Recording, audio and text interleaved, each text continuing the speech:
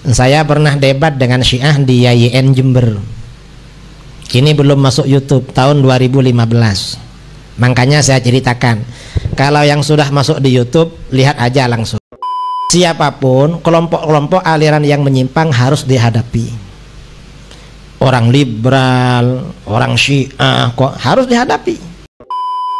Assalamualaikum warahmatullahi wabarakatuh. Selamat datang kembali di channel Dodi Sefriadi. Oke guys, kali ini aku akan memperlihatkan kepada kalian sebuah ceramah dari Kiai Haji Idrus Romli yang menjelaskan tentang pengalamannya mendebat orang-orang Syiah. Kiai Haji Idrus Romli ini merupakan tokoh NU guys ya, yang banyak sekali mendebat orang-orang Syiah. Bukan hanya orang-orang Syiah, melainkan orang-orang liberal juga didebat oleh Kiai Haji Idrus Romli. Bahkan saya pernah melihat video Kiai Haji Idrus Romli yang mendebat seorang tokoh yang mengaku dirinya Ahlus Sunnah wal Jamaah tetapi membenarkan ajaran-ajaran Syiah yang menyimpang. Jadi memang kita harus sangat hati-hati di saat ini karena banyak sekali orang-orang yang mengaku dirinya Ahlus Sunnah wal Jamaah tetapi setelah ditelusuri lebih dalam ternyata dia adalah orang-orang yang pemikirannya adalah pemikiran orang Syiah. Karena memang kita tahu ya bahwa Syiah itu menganut yang namanya taqiyah guys ya, teman-teman pasti sudah tahu hal itu. Oke, untuk mempersingkat waktu langsung aja saya akan memperlihatkan video dari Kiai Haji Idrus Romli. Silahkan simak video berikut ini.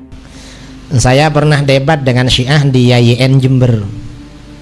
Ini belum masuk YouTube, tahun 2015. Makanya saya ceritakan, kalau yang sudah masuk di YouTube, lihat aja langsung.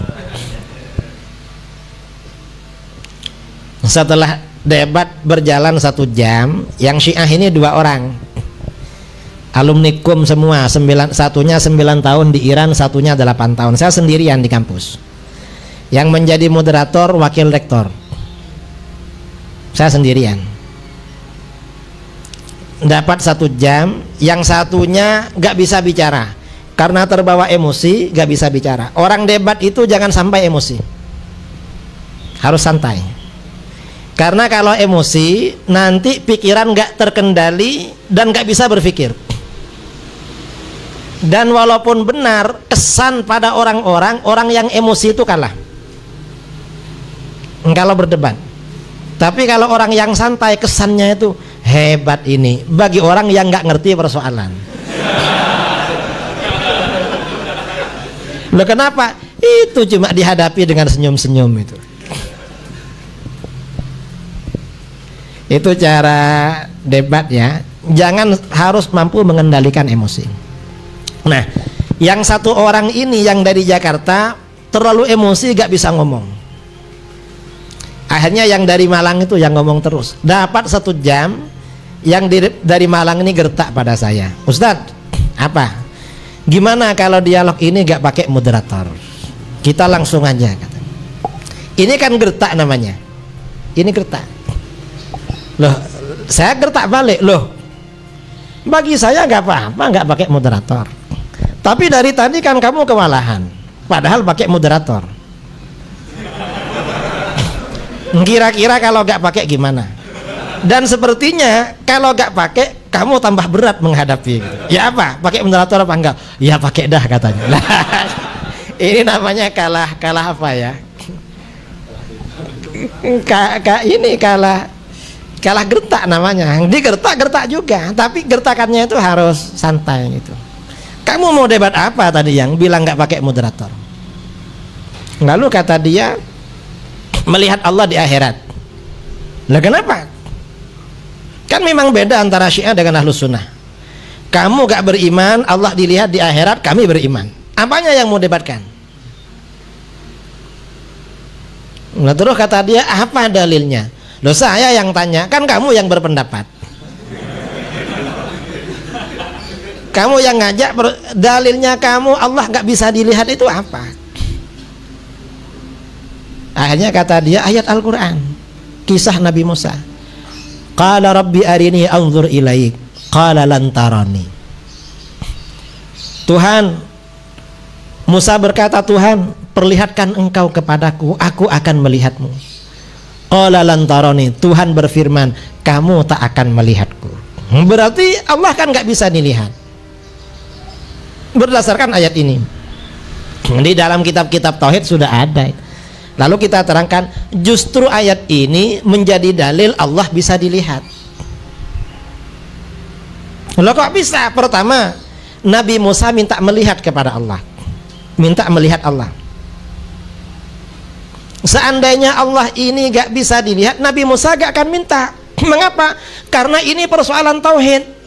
Gak mungkin seorang nabi itu bodoh masalah tauhid, lalu kamu yang lebih pintar dari beliau.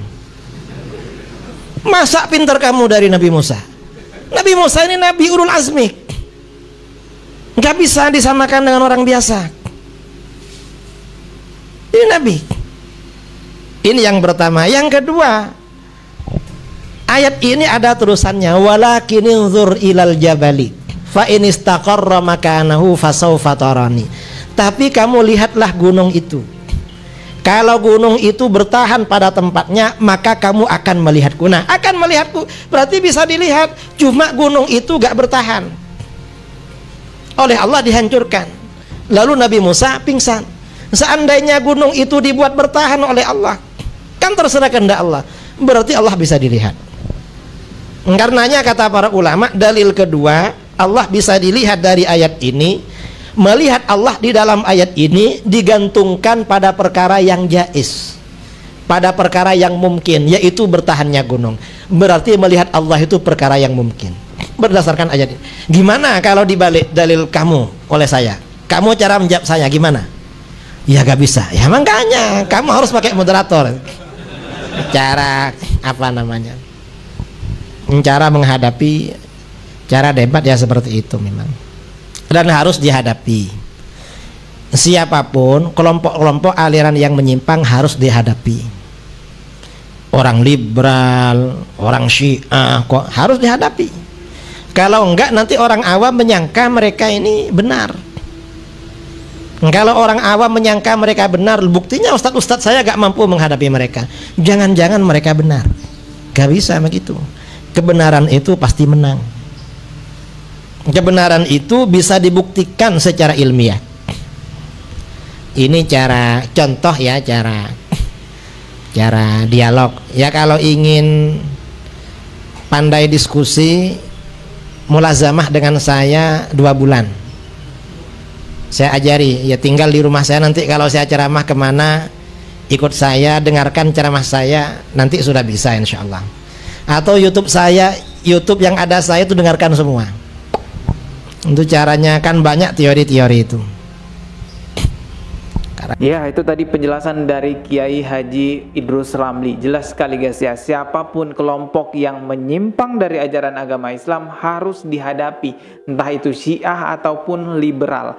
Karena yang dikhawatirkan adalah ketika orang-orang awam membenarkan pemahaman-pemahaman yang menyimpang itu. Ini bahaya sekali guys, dan berbahaya untuk generasi kita ke depannya nanti. Jadi demi menjaga keutuhan dari agama kita, sama-sama kita menghadapi orang-orang yang menyimpang dari ajaran agama Islam dengan cara kita masing-masing. Bisa dengan cara share di sosial media, ataupun orang tua yang bisa memberitahu langsung kepada anak-anaknya, atau seorang kakak yang bisa memberitahu kepada adik-adiknya. Dengan cara apa aja, intinya tegakkan kebenaran. Benar ya tetap benar, yang salah tetap salah. Tidak perlu mencari dalil-dalil untuk membenarkan yang salah, atau sebaliknya tidak perlu mencari dalil untuk menyalahkan yang benar. Cukup sekian video kali ini, masih akan ada banyak lagi video lainnya yang akan saya upload di channel ini. Klik tombol subscribe di bawah dan klik juga loncengnya sebagai notifikasi agar ketika saya mengupload video terbaru kalian mendapatkan pemberitahuan. Jika kalian sudah klik tombol subscribe-nya, kita akan bertemu lagi tetap di channel Dodi Sefriadi. Sekian dari saya. Wassalamualaikum warahmatullahi wabarakatuh.